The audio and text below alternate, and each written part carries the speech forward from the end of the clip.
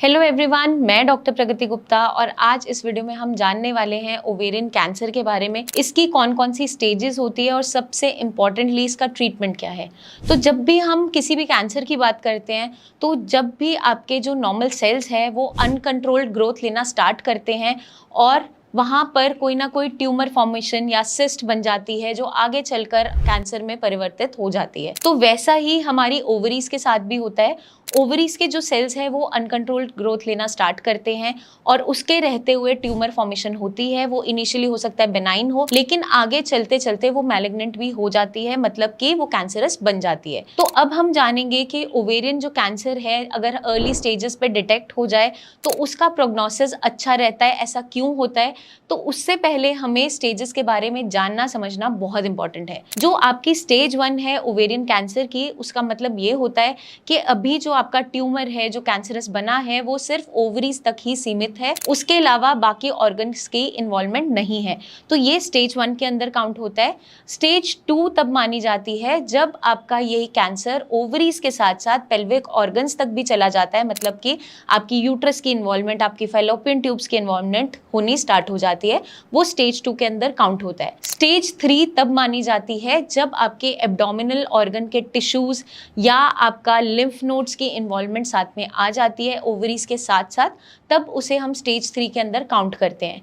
जो स्टेज 4 है आपकी एडवांस स्टेज जो मानी जाती है, उसके अंदर आपका जो ट्यूमर था, जो आपका कैंसर फैला था, वो मल्टीपल ऑर्गन्स तक मेटास्टास कर जाता है, मतलब कि आपके मेजर वाइटल ऑर्गन्स की इन्वॉल्वमेंट शुरू हो जाती है, जैसे आपके लंग्स हो गए, लिवर हो गया, यहाँ तक ये फैलना शुरू हो जाता है।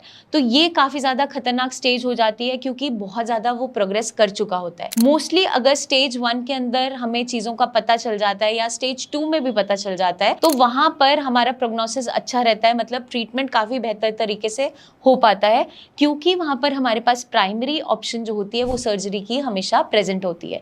सर्जरी करते हुए उन ऑर्गन्स के टिश्यूज को निकाला जाता है या कई बार उन ऑर्गन्स को ही रिमूव कर दिया जाता है जिसके इन्वॉल्वमेंट हो रही होती है जहाँ पर कैंसर फैल रहा होता है। जैसे कि अगर आपका कैंसर ओवरीज के सराउंड कर रहा है, फैलोपियन ट्यूब्स है, इवन यूट्रस तक फैल गया है, तो इन सारे पेल्विक ऑर्गन्स को रिमूव कर दिया जाता है और आगे आपको कीमोथेरेपी दी जाती है ताकि वो जो कैंसर है आगे आपकी बॉडी तक ना फैले। तो ये जो है लाइन ऑफ ट्रीटमेंट रहता है, एलोपैथिक लाइन ऑफ ट्रीटमेंट ये मेजरली रहता है।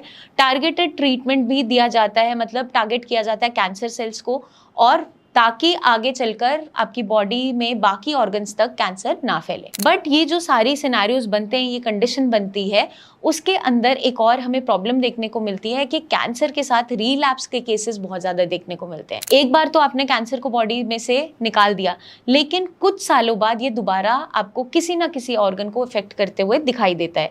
जैसे ओवेरियन कैंसर था, ओवेरीज तो रिमूव कर दी, लेकिन कहीं और बॉडी में कैंसर की फॉर्मेशन हो गई। तो ये बहुत कॉमनली आजकल देखने को मिल जाता है।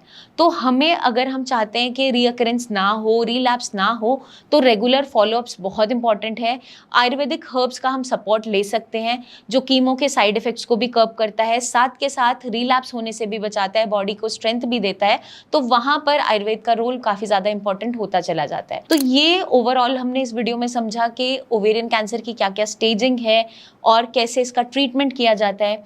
किसी भी फीमेल्स में अगर एब्डोमिनल ब्लोटिंग बहुत लंबे टाइम तक प्रेजेंट है या फिर ब्लीडिंग इश्यूज बहुत क्रिएट हो गए हैं या एबनॉर्मल ब्लीडिंग हो रही है वेजाइनल रूट से, या फिर बहुत ज़्यादा पेल्विक एरिया के अराउंड पेन बना रहता है, डिस्कम्फर्ट बना रहता है, जो कि हम बहुत ही नॉर्मल मानते हैं, लेकिन ये सारे के सारे लक्षण होते हैं जो हमें कहीं ना कहीं लेकर जा रहे होते हैं, इंडिकेट कर रहे होते हैं कि ये कैंसर की तरफ जा सकते हैं। तो रेगुलर फॉलोअप एक एज के बाद बहुत इंपॉर्टेंट है, स्पेशली जो हमारी रिप्रोडक्टिव एज है उसमें भी हमें अपने टेस्ट करवाते रहना चाहिए। और जैसे ही हम मेनोपॉजल एज पहुंच जाते हैं तो हमारा रेगुलर फॉलोअप और ज़्यादा इंपॉर्टेंट होता चला जाता है क्योंकि वहाँ पर हार्मोनल चेंजेस आते चले जाते हैं। तो हमें अगर अपना ध्यान रखना है तो रेगुलर फॉलोअप बहुत इंपॉर्टेंट है। तो मैं उम्मीद करती हूँ ये वीडियो आपको मदद करेगी जानने में, समझने में कि कैसे ओवेरियन कैंसर की स्टेजिंग हम समझ सकते हैं और कैसे हम जल्दी से जल्दी इस बीमारी से बच सकते हैं। जल्दी हम आपसे फिर मिलेंगे, तब तक के लिए अपना ध्यान रखिएगा एंड टेक केयर।